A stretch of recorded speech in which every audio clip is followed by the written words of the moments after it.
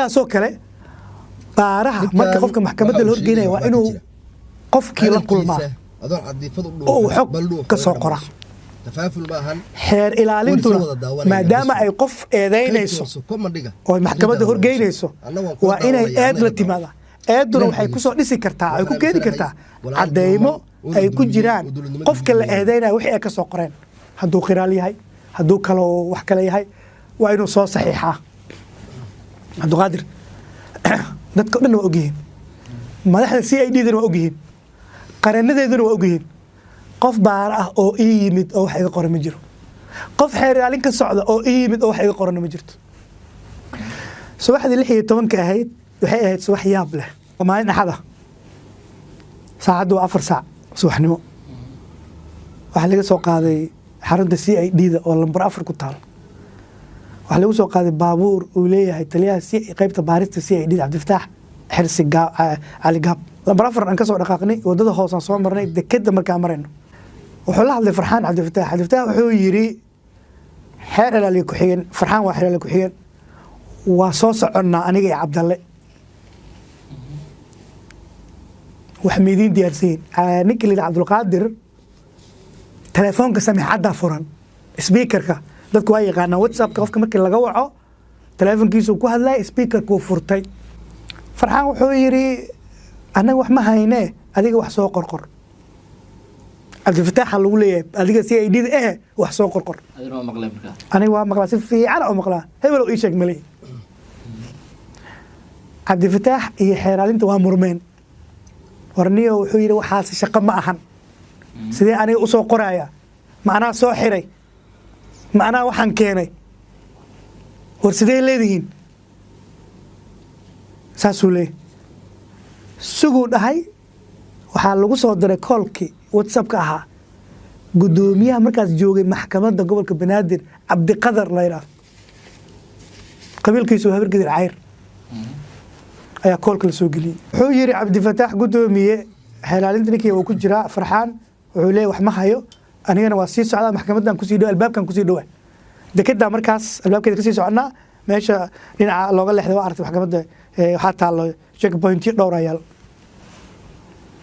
Cabdiqaadir waa soo hadlay WhatsApp-ku ku jira marka Hindiyu jooga Cabdiqaadir gudoomiyaha maxkamadda gobolka Banaadir Hindiyu jooga dalka ma joogo sababtoo Hindiyu aaday iyo iyadana sheeko kale waa ka sheekin doonaa Cabdiqaadir doodii soo galay wuxuu ku yiri Cabdifataax saasuu yiri Cabdifataax dib ma lehe adiga wax un soo qorqor eedayn ah waa warqadii ugu horeysay oo Cabdifataax xafiiskiisa CID-da maalinka aan ku sheegay 16 markii la yiri waxba ma hayne wax soo qorqor uu soo qorqoro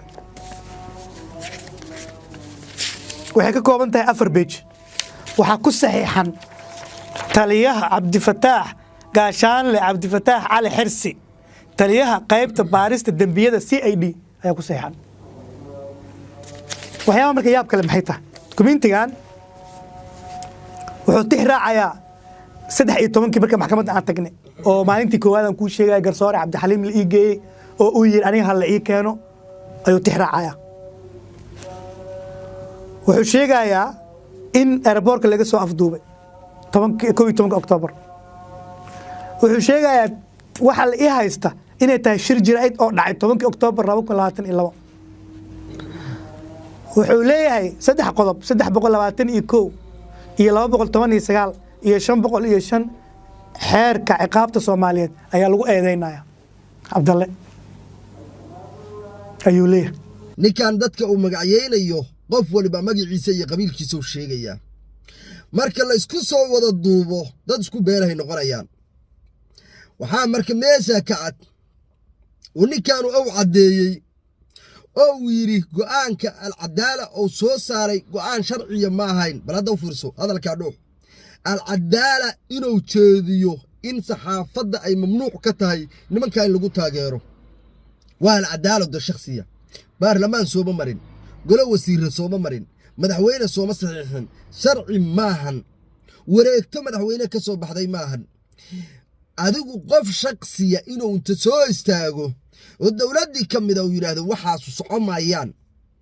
day dawladnimadii bay dhaawacaysaa waxay ka turjumaysaa dowladnimada magaalada muqdisho isku dhex yaacsan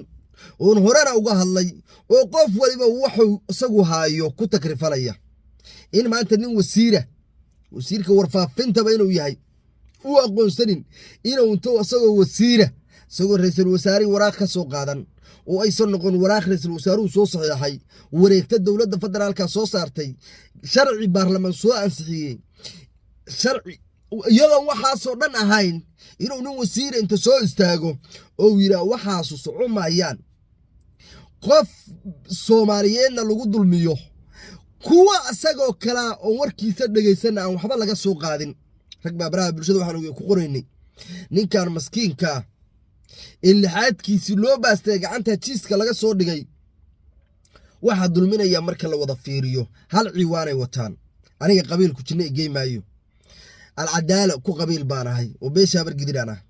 لكن قف صوماليا او الظلمن ونوتشيدين للظلمين ايو انو قبيل هو اللي مايو العدالة ووسير صوماليات اديك يداوانا يا وسير كو يهي انا وسيرو يهي ايهي قاسة ولي بوحو فرديا مقعيقو كو فرديا هدنا ساسو يتهي ان قف صوماليات مقعا لغو ظلميو oo ninka la yiraahdo oo dhaha beesha habar gidira dulmisay illa waxaanu kor markay u baxaan Soomaaliya beelbeel bay u kala degtaa al-cadaalada anigu raali ugama ihi inuu ku takrifalo xilkii dawladda raali ugama ihi qof Soomaaliyeedna magaca dawladda in lagu dulmiyo raali ugama ihi daanu qabiil jinnay geeymaayo qabiilkayga waa qabiilkayga haduu gardaran yaana waad gardarantaa inaan dhaan xaq u leeyahay haduu gar leeyahay aan ku sabood garayo ku garab istaago bal haduu fiirso ninkan hadaladiisa dhan marka la isku soo wada duubo qof kasta oo dhaho qofkaas waa xiray waa idilay waa xiray jilcowgii meel uu geeyo leeyahay qabiilkiisa soo qaadanaya beesha habar gidir buu noqonaya laakiin waxaan diidanahay muwaadin Soomaaliyeed inta loo galo gacanta dhan eber laga dhigo sidii loo jirdilayay ilaa haddana sharciga dhowrayo bal haduu fiirso qodob uu ka dhawaajiya jira anigu muuqaalkiisa ma wada dhamaysan karo 50 daqiiqo waa idin ma wada dhamay karo koo birayda la igu qaban karaa ama qalad baa la igu soo qaadan karaa waxaan rabaa marka muuqaalkiisa inta yar baan idin soo gooyay ninka wuxuu ka dhawaajirayaa oo leeyahay xitaa waxa ii sheegay ninka gudoomiyaha maxkamadda ah baaba ii sheegay waxa la igu yiri isaaq baa tahay meeshaana dad kuma degana ha iska waalan ninka saacan ku sheegno xukun hadaa diidina ده isaaqna kuma laaba kartid wargeysa ma tagi kartid oo nin Soomaali xil ka qabtaa tahay hadaan ku sii daynana al-shabaab ninkii xukumayo tayiga ku dilaya dantaada fiirsaa leer waa loo hanjabay waa qaatay dalacag buu shaqaysanaya waa soo shaqo tagay waxa la dulminayo walaalkii maahan Soomaalinimo uma shaqaynayo markii horeba meesha ciicu ku yimid dulmiga Soomaaliya magaalada Muqdisho ka jira 200 milyan oo walaalaheena oo Soomaaliyeed dulman dulmiga magaalada Muqdisho iyo godka jilcu ka jira ee walaalkeen Cabdalla Muumin nooga dhawaajiyay wallahi waan aaminsanahay ummadda Soomaaliyeed intay daawanayso intay daawad doontaba waxaan baaq halkaan uga dirayaa walaalkana inaanu garab istaagno hadaynu anagu hiil u muujino oo aynu ka hadalno oo aynu baraha bulshada gilgilno garab buu helayaa walaalkana balada u fiirso hadii kale adiga aan daawanayo iska gudbay muuqaalka faafin share garayn ninka la yiraahdo dad u dirin hadaad inta daawatid iska gudubtid bari bay wareegtadan kugu imaaraysaa anigu kuma soo tafaafuli doono walaalkana Soomaaliyeedna kuma soo tafaafuli doono Cabdalla Muumin waa dulman yahay waana nin geesi wallahi inaan been sheegin aakhire la isoo toosima ninkaanu dagaal wax ku raadin ma miidiyahaas u taagan yahay waa la xirayaa waa la jirdilayaa heer wuxuu gaar gacantiisa oo saas u haysto hada fiiri saa ma dhihi karo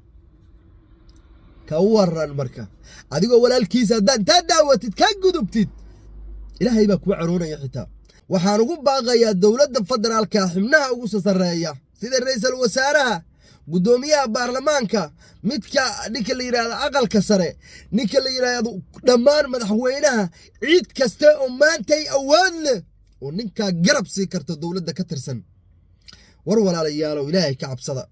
war anagu daaqadan in ka fiirsanayna war walaalkan waa dulmaya garab hala siiyo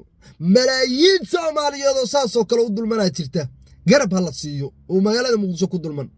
والله عيدا وكبدين دتك مقالة مقدسة كدلمان عددك اللي يسود دوبي عيدا وكبدين مقالة اللي يسود دوبي عيدا وكبدين لكن انت بدن أروح أنا نهبينهم مناسبة هين دتك سو موردقو بلدو فيرسو وحن مناسبة هنا كانوا لباسو فريسانيو عبد الله مؤمن وادلمي هي مقعد الدولة لماذا اللي قد الميين نكا العدالة اللي يراهنا كتشور فلي أنا وحن كمدها العدالة دتك أتكو تاجر سنة وهذا المعاني هي العدالة مركو هلا يو حتى ليه هي سومالي يودن يعني كان كدقة والله بري برسناي سومالي يودن دتك وحلالك هي العدالة كدقة شركة وحرم بورة لقوه شي سينا يي بيلا عير يبيلا سليبان مركو كهلا يي ودبدي سي شن كونو تشيربان دقيستي تعال عنك أوقادي ودني نمو حاربا مركا أنا ودلكيجا إن شاء الله دلكيجا أي إن شاء الله قبيل كيجا يدل كيجا ويسمين من ربى قبيل كيجا إن دلقو حمايو إن دلقو بهدلو ضد مالين دوت كمان دو وحي يقصوا قريين أدو قبيل هذا يرير كا شوشب كا لقى تريد بدنياتها قبيل هورتو شوشب ما تشرو قبيل كستو صومالي دو قبيل صوماليات قبيل هدو نعف لا يهي هدو قروح لا يهي هدو أوان لا يهي وكذا شيء سومالي أردن مركز لسكو صدوا بدو قبيلة ولا يهي وكذا شيء هذا أساسه تهي دولة نمدن كدور بدايا إن الواحد لسكو ولا قام فينا رول بولاي هي قبيل كيجو دولة نمدن والدولة دي لماذا مركز لسكو لفاقه مهم معهم قبيل كيجي قد يدي سا يقد الدولة نمدن إذا يودن نمدن إذا اسمك جلان عادي يد بد ما تتين مقال كيجا بالله ولا دماغ دا دعوتي ولكن عبد الله مؤمن وحن كاعد سنيا walaalkay maahan aniga gooniyi maaha waa Soomaali bas waa walaal Soomaali aniga Cabdalla Muumin si gooniyay lama dhalan adiga iyo anigu waa u simanahay sidaan uga gubtay inaad uga gubataa la rabaa oo muuqaalkan meel dheer gaarsiidid dadka dulminaya aad gaarsiidid madaxda wadanka aad gaarsiidid ninka uga qabtaan awood aad ku hadashaa dad leedahay inaad u soo hadashid oo ka qaylidid oo laga mudahar wallahi wuxuu mudan yahay magaalada Muqdisho in maalin loo xiro wallahi saabuu mudan yahay siin dawlad ku helayna عدالة سوى كويلينا عدالنا وحارو كلا عنا نوانا كالن آدي أدبض ما سنتين إنتان كبضن وبابان لي أروان برش العصرة آدي أدبض ما سنتين مو قال كان ميلفو قارسية